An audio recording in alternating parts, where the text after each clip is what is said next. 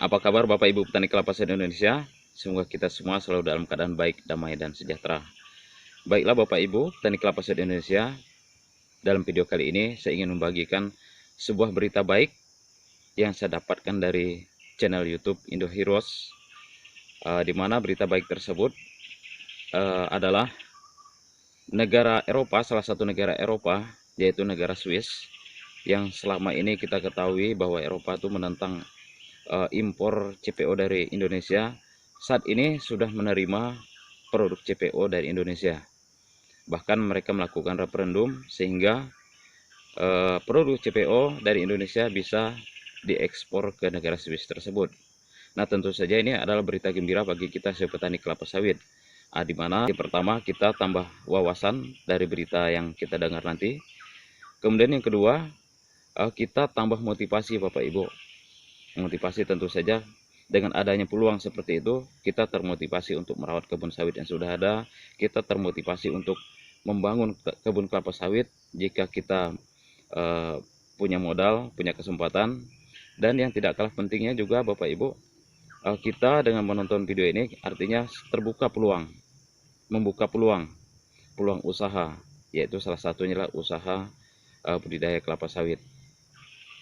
Nah, apa saja Bapak Ibu ataupun apa isi dari berita tersebut? Mari kita tonton video berikut ini. Oke Bapak Ibu, mari kita tonton video ataupun berita dari channel YouTube berikut ini. Nah, setelah gonjang-ganjing penolakan ekspor minyak sawit yang dialami oleh Indonesia selama ini, akhirnya kali ini Indonesia pun mendapatkan angin segar baru, bos. Jadi ceritanya di negara Swiss, demi menentukan apakah sawit Indonesia diloloskan atau tidak untuk diekspor ke sana, negara itu ternyata sampai-sampai mengadakan pemungutan suara, bos.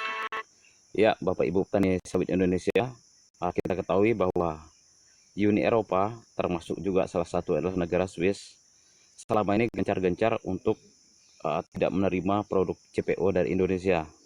Dan berita bagus hari ini, ternyata salah satu negara Eropa yaitu Swiss sudah mulai menerima produk CPO dari Indonesia. Dan dikatakan tadi dia sampai melakukan referendum, rakyatnya melakukan menentukan pilihan apakah impor sawit dari Indonesia boleh atau tidak. Dan kita lihat hasilnya Bapak Ibu. Dikutip dari CNN Indonesia, hal ini pun dilakukan karena diketahui sebelumnya terdapat beberapa LSM, yaitu dari Serikat Tani Swiss, Unitere, dan seorang petani anggur yaitu Willy Kretekny, mengajukan referendum untuk menolak impor sawit dari Indonesia kepada Mahkamah Federal di Bern pada November tahun 2020 lalu. Namun, setelah pemungutan suara, akhirnya ekspor minyak sawit mentah Indonesia ke Swiss pun lolos. Karena lebih banyak warga negara Swiss yang memberi lampu hijau terhadap kesepakatan perdagangan bebas antara kedua negara melalui sebuah referendum pada hari Minggu 7 Maret 2021 kemarin. Nah, dikutip dari beberapa sumber berita berikut, ternyata sebanyak 51,6% warga Swiss mendukung perjanjian perdagangan dengan Indonesia. Dan luar biasa. Jadi dengan adanya referendum tersebut ternyata 51% dari rakyat Swiss ya menerima produk CPO dari Indonesia. Artinya peluang besar bagi kita sebagai petani kelapa sawit Indonesia. Kita akan tanam sawit sebanyak-banyaknya. Petani-petani akan membangun kebun sawit dan buahnya bisa laku dijual. Harga TBS harapannya bisa bagus juga Bapak Ibu.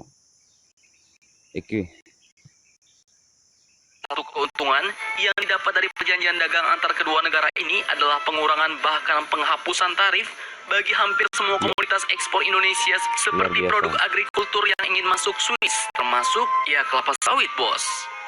Kemudian mereka yang menentang ekspor sawit Indonesia ini ternyata adalah para penentang globalisasi, partai sayap kiri, dan beberapa organisasi non-pemerintah atau LSM.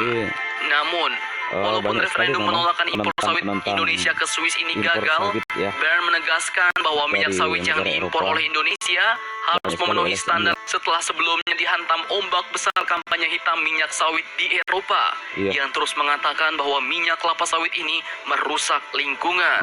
Nah, kemenangan tipis. Jadi isu merusak lingkungan sering dijual di luar negeri Bapak Ibu, khususnya di Eropa, supaya produk sawit dari Indonesia tidak bisa masuk ke sana. Namun luar biasa sekali Bapak Ibu berita ini. Hasil referendum ini pun akhirnya membuat gembira para pendukung perjanjian itu. Swiss yang sebagian besar disokong oleh kelompok usaha kecil dan menengah akan memiliki pasar luas di negara yang berpenduduk 268 juta jiwa. Oke. Salah seorang pengusaha Terima kasih. pemasangan rel kereta api bahkan sejak awal tidak setuju perjanjian dagang antar negara ini masuk ke dalam referendum. Ya. Harusnya tidak sampai referendum. Betul. Tapi inilah Swiss. Jika ada rakyat yang tidak setuju, bisa ikut campur langsung dalam urusan politik negeri ini, luar biasa kata sekali. pengusaha tersebut. Nah, mantap. Semoga semua negara-negara Eropa mengikuti jejak Swiss ya bos. Dan minyak sawit tidak ditolak lagi sehingga masa depannya untuk menjadi bahan bakar terbarukan dapat tercipta dengan maksimal dan Indonesia semakin berjaya. Jadi bagaimana menurut kalian? Jangan lupa komentar. Tetaplah kalian barbar dan jangan santuy terus. Demi Indonesia maju. Salam Indo Heroes. Nah, bagaimana Bapak Ibu telah menonton video tadi? Nah, bagi pribadi saya, Bapak Ibu, sekali lagi, peluang usaha berbudidaya kelapa sawit ke depan akan semakin bagus Bapak Ibu.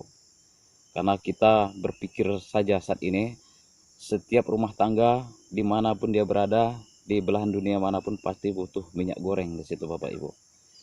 Nah, salah satu bahan minyak goreng, pembuat minyak goreng yang murah dan terbesar adalah dari minyak sawit ini Bapak Ibu. Itu contoh sederhana saja Bapak Ibu. Jadi menurut saya secara pribadi peluang usaha untuk berbudidaya kebun kelapa sawit masih terbuka lebar.